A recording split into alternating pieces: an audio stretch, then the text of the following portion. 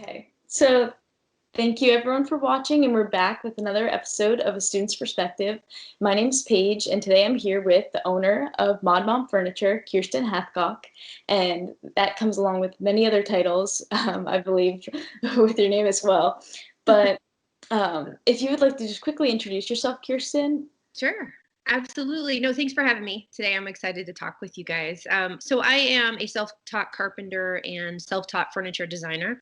I started Mod Mom Furniture out of our garage back in Los Angeles in 2007, which seems like, decades ago now, and it kind of was. So I basically taught myself to build kids furniture. I recognized that there was a niche market in the modern kids furniture world that was not being met. So I had the crazy idea to try and teach myself how to do all of that. So I used Google a lot. And that's what taught me how to, put together a table saw and how to join wood. And, I was really kind of in that crazy space at that point because, everyone's telling me, this is crazy. What are you doing? No, this isn't going to work. You have no experience at all. Yet I kept thinking to myself, no, I think I can do this. I can do this. So about 3 years later, I ended up on the show Shark Tank. And that was terrifying, but also very good. So I ended up with 2 offers. I chose Robert Herjavec, and his deal actually didn't come through after the show stopped taping. But I ended up getting a true angel investor about a year later. So since 2007, I've been able to grow Mod Mom Furniture internationally. I just landed a Frank Lloyd Wright, which is kind of surreal part where I am basically looking at his designs and inspired by those, and we're creating kids furniture based on Frank Lloyd Wright's designs. So that just launched in April. So that was really amazing to have them come to me and ask if I was willing to do that. So it's been a long road, but it is getting better and better. I just stuck with it. So it's better and better. That's a nutshell my story. I was going to say, you have this crazy elevator pitch, basically, and it's a nice summary of kind of where your business started and has grown ever since. And so we had a conversation with another one of my peers a year ago now, and I think our conversation was probably entirely different because we were able to talk about that whole progression. But now already in the past year, you've entirely taken off in several other directions, and I love that because it's made your whole company a lot more dynamic too, and being able to provide that story. And now you're an author. I think that's a huge accomplishment. Thank you. Yeah, I didn't know. Again, it was one of those things where I didn't really know what I was doing. I had had a few jobs in the past where I was writing, but it was mostly article style writing, not memoir writing. But I managed to do it. It took 2 years. I have an agent who's currently shopping it right now with the big publishers. So keep your fingers crossed. I'm hoping it'll be out next spring. But it's basically about my journey through all of that. So you read all of that in Shark Tank and all the behind the scenes stuff, but you also read about healing from abuse that I endured when I was a kid. And I did that using intuition. And I think intuition is a big part of what drew me to build furniture. It made no sense, right? I had nothing to warrant that I was going to do well in furniture, but my intuition kept saying, do it, do it, do it. And I'm really glad I did. Yeah, I love all these powerful jumps onto intuition as well. And I think just your career entirely you've been growing with all the ups and downs and the chances that you've had to take with each and every one of it. I guess I'd like to step back even further. Like, you didn't necessarily have the thought of getting into furniture design when this all started, and it was just like a niche opportunity for you in the beginning. Right. And I'd love to talk about that first switch from, being in a corporate environment to then be able to express your creativity in these designs. Sure. So there was a little bit of a jump in between too. So I left A&E and the History Channel. I was in marketing for them, and I left them in around 2003. We moved to Los Angeles. My husband got a job out in LA working for television networks. And at that point, we had 2 kids. So we had a 1-year-old and a 5-year-old. And I thought, I don't want to put them back in daycare again. I really want to do something from home. What can I do? So I did a little bit of marketing design, but it wasn't steady enough. I was a nanny for a couple of years, watched a few babies, which was sweet. So my entire career it's interesting because my entire career is around children in some facet, children's furniture themselves. So I ended up, yeah, at the point where the babies were going off to preschool, I thought, you know what? I think Grace is 3 now. Our youngest was 3. So I thought, now's the time. And the other thing that happened is I was losing that. I was really actually missing the creative outlet because I didn't have it. And I had that when I was in marketing. So my husband laughs because we had a garage sale one day and he came home and the entire garage looked like the Gap. Like I had signs everywhere. And he looked at me and I looked at him and I go, I think I need another outlet, don't I? Like, yeah, I think you do. But the garage looks amazing. We did really well. So it was at that point that I thought, okay, we're needing toy storage. I like the mid-century modern look. So I started looking on Craigslist to see if there was anything out there. And then I started looking online to see what was being sold. And there was one toy box that would be considered mid-century modern style. And that's when, that light bulb went off. And I thought, there's something here. I think there's a niche here. And I started researching how to build furniture. I had a circular saw. I didn't even have a table saw at the time. I started just trying to build things, and they were horrible. So I kept them home. I was just practicing, I guess, in the beginning. The transition was difficult because, again, like I mentioned earlier, so many people said, "This is nuts. What are you doing? Like you used to be in advertising. Are you kidding me? What are you doing?" So I had to push through all of that fear and I had to kind of push aside all the naysayers. And there were a lot of them. But once I really kind of got into it and said, nope, I'm doing this. The first design came out. It's called the Gracie Toy Box. And it was fashioned after my grandmother's old record player back in the 70s or 60s, 70s. It's a split level, split top, I guess. Yeah, like this. That doesn't make any sense. Lifts up like this on one side and on the other. Exactly. So as a very kind of, I looked at Herman Miller and Eames. I was looking at all of their designs. Ironically, I wasn't looking at Frank Lloyd Wright because I didn't really consider him. We had lived in Chicago for a while and I knew most of his Oak Park style. I knew more classic style. I didn't know his Usonian style until they approached me. Yeah, so that was kind of interesting. It's full circle. But yeah, so that's really my journey. And I started building. I built over 300 pieces in our garage. I was covered in sawdust daily. Kids running around, me trying to figure out when I'm not going to die. I need to do the table saw in the morning when I'm fresh and I'm, and the kids aren't around. So I had to do a lot of that and figure out how do I work as a mom from home. But it worked. It was crazy. A bunch of celebrities started buying my furniture. So I would take our little crappy minivan and drive it over the hill with toy boxes in them. And I remember delivering toy boxes to Rachel Zoe, who's a celebrity stylist. She's so sweet, such an awesome person. But it was really interesting to be in that position. Yeah, I was thinking about locationally too. How do you think that's kind of affected the way you design? Because I think mid-century modern too is such an appreciated style specific to some of those areas. Yes. Well, it's interesting that to talk about location for a second. So I did that knowing that LA was sort of a mecca of mid-century modern design. But the irony is that LA folks really didn't buy that often. It was New York, Canada. All of a sudden I'm shipping. I was basically going to UPS almost weekly with toy boxes and they would pack them up and ship them. And a lot of it was New York City. Yeah, I see that some of the aspiring cities who kind of are aiming for that or to bring back kind of a rejuvenated style too. I think that depends on age groups as well. So I think newcoming moms as well, I can see that growth in itself. But so I'm also just so excited to talk about the Frank Lloyd Wright collaboration. I think this is like a huge adjustment and just like a growth on your furniture design in general. And I think it just appreciates the quality of all the craftsmanship that goes into the furniture. And I mean, I adore Frank Lloyd Wright's kind of some of his art in the stained glass and being able to see those patterns replicated somewhere else on like a planar surface. It just toys so well with children in general also. That's what I thought, when they approached me, and I can tell you the story. So I was down in Phoenix and I was speaking to a group of interior designers. I was hired as a keynote speaker. So I'm just going through my story, telling them all about it. And a wonderful woman by the name of Stephanie Parati, who was the VP of licensing for Frank Lloyd Wright, came up to me and we started talking and we just hit it off.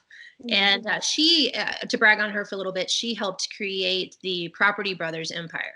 So Wow. she was one of the folks who helped them do all of the licensing that they've done. So I was over the moon. I was like, oh my God, this woman is amazing. This is so great. I'm so happy to even just know her. So 3 days later, we had no talk of Frank Lloyd Wright partnership at that point. 3 days later, she wrote and said, I really like to talk about some partnership opportunities. Yeah. And I think I fell out of my seat at that point after reading the email. And, when I started doing more research, I'm like, oh my gosh. So Cassini, I'm saying it wrong, out of Italy is it's doing a lot of production of Frank Lloyd Wright's adult line of furniture, right? Yeah. The lighting is done by an amazing designer in Japan. And then there's Mod Mom, right? So you can imagine. Even more perfectly than you think. Exactly. Sorry, 1 second. Allergies. So it was pretty surreal to get that. And it took a while. We talked back and forth for a long time. I started looking at all of his designs. She sent me, that was pretty amazing too. So she sent me pictures of everything that has been in the vault. So I got to see things that haven't been seen before. Wow. And I just started thinking, okay, what should be the first item be? We just launched a play table set that I went into our garage, which is not set up very well as a workshop right now, because I don't do much of that anymore. My furniture is all produced out of Colorado by a company called Little Colorado. So if I have to do prototypes, I have to go set it all up with the workhorses or sawhorses and all that. So I did that. And I looked at the design, and I literally just got out a jigsaw and started cutting based off of a chair that he had designed in the Usonian time. And then I thought, this would be so cool if we could put something on top of that. If we could put some of his designs and his illustrations on top. So now we have a play table set that's inspired by his furniture, but also you can choose from one of 5 different illustrations on top. Pretty cool. Yeah, options for coordination, definitely. Yeah, exactly. So that's been really exciting to see that launch. And then we're coming out with the origami chair is one of his most iconic chairs, which you probably know. So coming out with a kid-size version of that, and one that's a little less deadly because the edges of that chair are very sharp. So we're doing things that we know will work for kids. We're coming out with other play tables. We're also coming out. I'm designing an indoor playhouse. And that was inspired by the name. So the name of the line is Frank Lloyd Wright Playhouse by Modern Furniture. And once that click, I was like, the nicest transformation for me. That's the perfect just correlation right there. I know. I was thrilled when they came up with that idea. So that is one of the reasons I'm doing an indoor playhouse. Probably we'll get to an outdoor playhouse as well. There's so many ideas. I think we have about 10 on paper right now. So I'm excited to see. We're going to, goodness gracious. We're going to roll them out over the next year. Okay. So we'll see a lot of different pieces coming out. Yes. First launched, you were able to do it in Palm Springs, correct? And then I saw that they even moved up the date. It was supposed to be originally released in August, and then because of demand, it was released a little bit earlier, this April. Oh, good. Yes, exactly. So we showed it at Modernism Week in Palm Springs, and people were trying to buy it off the floor. So that felt really good to know that it was resonating. But yeah, that's exactly what we did. We thought, well, let's just go ahead and move it up. Of course, with the pandemic happening, that was not, ideal to launch a product, but we were glad we did because we wanted to make sure that we were doing everything we could for our manufacturer as well. Yeah, of course. Yeah, you guys kind of hit a good point where you were able to still reach the public while you could during this time. I do want to talk about quarantine as well. I think it's pretty relevant now, and I was just considering because a lot of your production was moved to the facilities, and you don't get as much time to do hands-on work. How has it been for you within quarantine? Do you think you've been embracing your creativity side a little bit more, or has it allowed you that extra time, or has it still been, as hectic as ever? In the beginning, I had all these plans, right? Yeah. I'm going to design this, and I'm going to get this done within a week, and I'm going to have the play table or the indoor playhouse done. That happened. Life happened, right? We have 2 kids still; they're here at home. So, I was finishing up the book, and I'm still working with my agent. So, I'm using my creativity is in a lot of different areas. So whether it's writing or whether it's designing, but I wouldn't say that I have gone gangbusters at all. it's so surreal, isn't it? I mean, to be in this position, and it's scary, and all of those emotions. And for the first probably 2 weeks, I was just watching the news 24/7, trying to figure out what's happening. Yeah, to be as aware as possible, really. Yeah, for sure. I think this condition too, like I think it considerably kind of pairs well with your furniture as well. Like in the scenario where kids are going to be home more often and using our environments within our homes versus some of these daycare scenarios that we're seeing often. So I think that this is just a nice fit as well for the conversation. Yeah, I thank you. I agree. And that was one of the other reasons we launched, because we thought, well, there are a lot of Frank Lloyd Wright fans out there who would want something like this, and a lot of architects who would want this for their kids. Yeah. And we might as well do it now because there's a lot of homeschooling going on, so for them to have their own space, we thought was a great idea.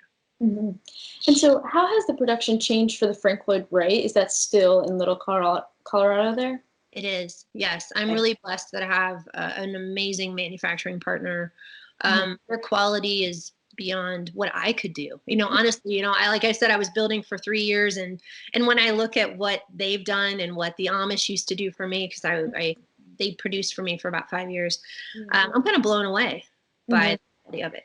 So it's been wonderful to have them as a partner, and they've been willing to jump in with all of this and just say, yeah, let's do it. Let's make it happen. Yeah, of course. I was even thinking, this didn't cross my mind until yesterday. I was talking to Stephen a little bit more recently. So Mod Mom first kind of began because you were applying it to your own daily life because you needed to kind of store children's toys as well. And now your kids are a little bit more grown up. A lot. That's crazy. I didn't realize that. And so how has that kind of changed your perspective on a lot of this? There were times when I thought of going in, especially as they've grown. There were times I thought of going into more teenage furniture. I named Mod Mom Furniture. I named it Mod Mom Furniture so that it wouldn't limit me, because I wanted to be able to go into, if the opportunity opened itself, to go into anything that was outside of just kids. So I think that's why I didn't call it Mod Mom Kids. So it was really kind of a natural thing, but at the same time, I feel like I'm better suited to stick with what I know. I've built things for them. I remember building, back when I first started, I built a huge loft bed for a friend of ours, another kid. So I've done things like that. I've built play tables for them. I've built miniature kitchens, and that was super fun to do for my own kids. But yeah, as I've grown, there's not a lot that I know really what to do with them. So no. I will say they're so cute because both of them, my son is more of a tech person. And so in the beginning, when I would have to drag him to the I'm sorry, I'm saying laundromat, and that's not the right word. The lumberyard. Like, so when I would have to drag them to the lumberyard, he would, say things like, I would be like, oh, doesn't that smell so good? Smell that. Isn't that amazing? And he's like, I like the smell of technology. Where my daughter was in with me constantly playing, making sawdust cakes. She grew up with me covered in sawdust and, showing up at her school completely, in a carpenter outfit. And yeah, so that was pretty cool. I think they appreciate it. So trips to the lumberyard, that just in itself sounds like a memory of its own. So what was the wood selection process like then? So when I first started, I looked at what was on the market. And like I said, there was one, and they were using Baltic birch plywood. So I said, I'm going to use that. So then I looked around LA and found a specific lumberyard that carried that, because not everybody carries that. And I would drive my minivan over to the lumberyard. And in the beginning, I got a lot of, what are you doing here, little lady? Which was annoying as a very independent person. But eventually, everyone, hey, Kiersten, hey, good to see you. I got the wholesale discount.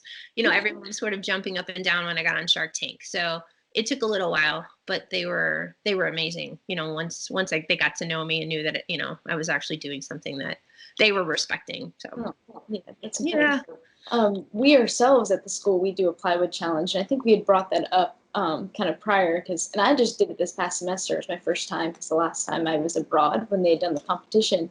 And it is really neat to figure out the strengths and the weaknesses of the plywood and understanding what you can use to your capabilities. So I think just like the benefits of the strength that you're able to provide with such a kind of thinner piece of wood, really, and what it actually does for you within like a minimal footprint too of the wood also, which I believe a lot of your furniture still provides also. Absolutely. You know, for me, when I was building, it took a lot to figure out how I was going to join that, because a lot of those pieces were 1/2-inch Baltic birch ply. So thank God for a store called Rockler. Rockler carried these dowels that I could use to join, or specifically to join, they're called Miller dowels, to join plywood. Right. So that's what I did, because in the beginning I was using nails and trying to figure out, oh, how is this going to stay together? But the Miller dowels were a lifesaver for me. So that's what I used from 2007 on. Yeah, that's incredible. Yeah. So I'm thinking about like the earlier finishes of some of those products. Did you stain them, or what was kind of that process like? Sure. So one of the favorites, which is still a favorite today, is the Gracie. It was the first one I designed, the one I talked about earlier. And I would offer a couple different stain options. So we had just the Baltic birch, which was my favorite because I didn't have to do anything. And then we had the walnut stain and more of a maple stain. So yeah, I would use, it was more of a water-based, and I can't even tell you exactly because it's been so long since I've used it, but it was more of like a water-based stain. And then on top of it, I would use a water-based polyurethane that I would roll on with a brush or with a roller. And that would happen sometimes on date night with my husband. I've got pictures of our living room covered in toy boxes. And I would say, "Hun, let's have a date night tonight." And so we'd get wine out, and then he would help me polyurethane as well. So we would sit and watch a movie in polyurethane toy boxes. That's how romantic that was. Sweet. It's a sweet story. But that is probably the most strenuous process of them all. It's like once you come down to that finished product, and then making the decision of color too, I think that's always a struggle as well. And once you do it, there's not as many going back opportunities from that point on. Yeah, I had a few toy boxes that, you know, I've had to start over on, which was because you're spending 10 hours. I would spend maybe 10 hours on one piece. And then I remember having a shipping issue. I think it was around 2010. UPS started using a different packing solution, which was not a solution. So all 5 of the toy boxes I sent out in December to different folks who were trying to have those for Christmas, they broke. So I had to start all over again. Yeah, it's interesting, but you're right. The staining part and the finishing part takes a long time. So was that a pre-assembly process? Did they come pre-assembled, or was it more of a lay flat? Yeah, so they came completely pre-assembled. I didn't know how to do RTA, and that's why I'm so grateful for Little Colorado, because they know how to do ready to assemble. I basically just built them, and those things, you know, thank God. Like there's one in the background, which I don't know if I can show you or not. Maybe I can. If you can see down the hall there, that's one of the first pieces I made, and it's on. Yeah, it's on casters, and it's we use it now for a record player, but it's basically a box with like openings for books on the side, and it's still standing. So that's, you know, I think construction got better, and you know, people are still using them around the world, and you know, even if they're 10 years old. So yeah, I did even see somewhere in one of your many articles that I read that some of the first box sets you'd made, you even replaced them once you got better at your practice. I did. So after I got done doing the ones that I kept with me because they were so bad, I built some that were okay, you know, they were okay, but they weren't what they were going to be a year later, because, you know, every day, if you're in a workshop building, you just naturally get better.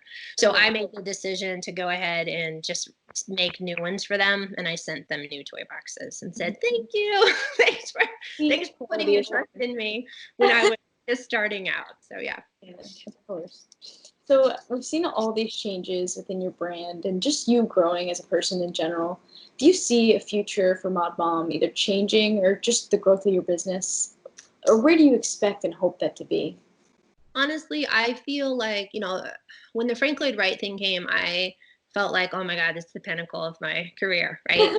Someone who has no design degree and yet is making furniture for them. So I could die right now and be happy. That is pretty amazing to have that opportunity. I would like to see Mod Mom continue to grow, continue to grow in areas that it hasn't. I'd like to see, we're hoping that we'll also be doing a lot of sales in Japan, because Frank Lloyd Wright is also very revered in Japan. So those are areas, I haven't reached much yet with my own collection. So I would, I'd like to just see it kind of grow steadily. Yeah, I never really envisioned, honestly, I started Mod Mom to pay the gas bill. We needed the money. I had left corporate. I was home. We needed to make up my salary. So all I thought about was, okay, if I make 3 this month, then I can pay for this, this, and this.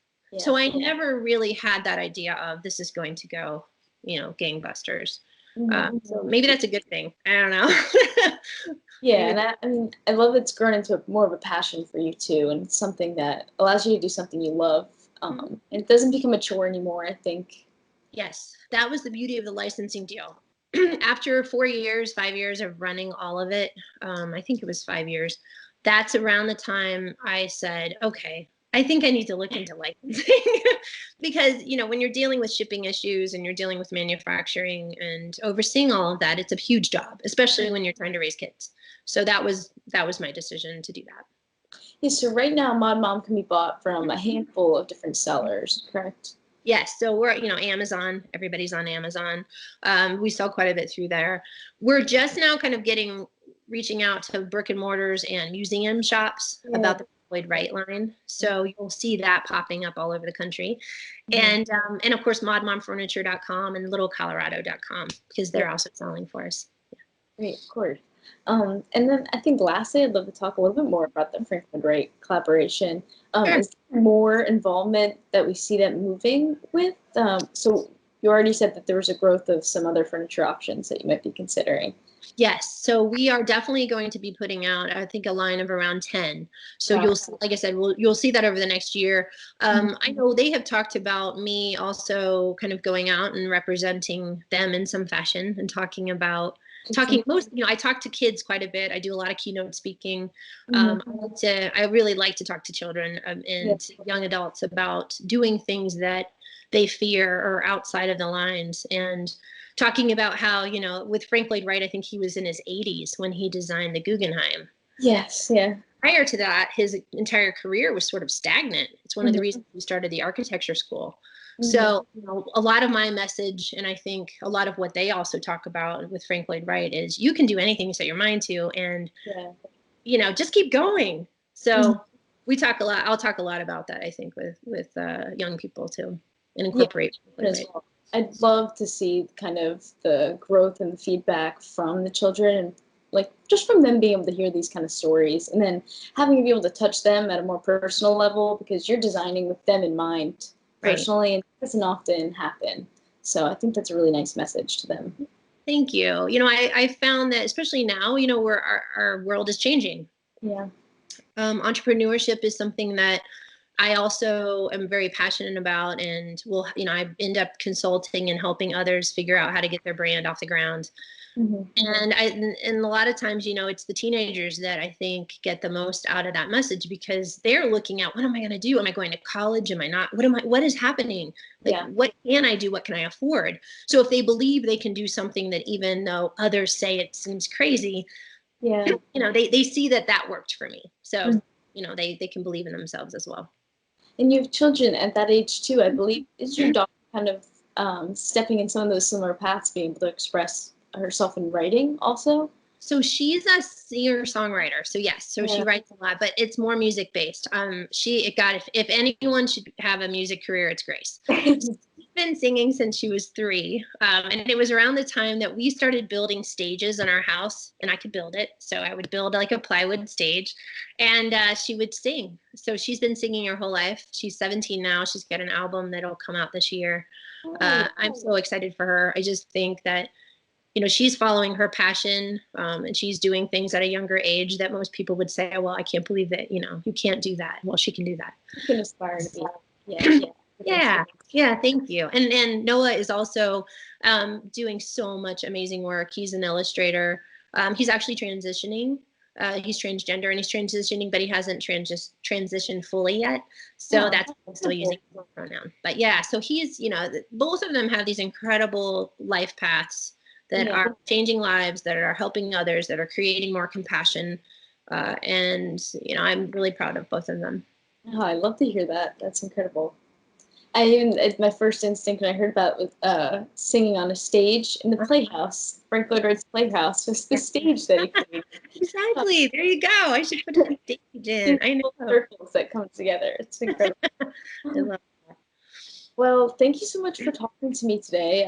This is also our first episode that's happened within isolation, so under a little different technical, not necessarily difficulties, but just situations. Usually we're able to talk face to face and kind of share a little bit more, but I appreciate you taking the time out of your day to sit with me in your own home and offer this conversation.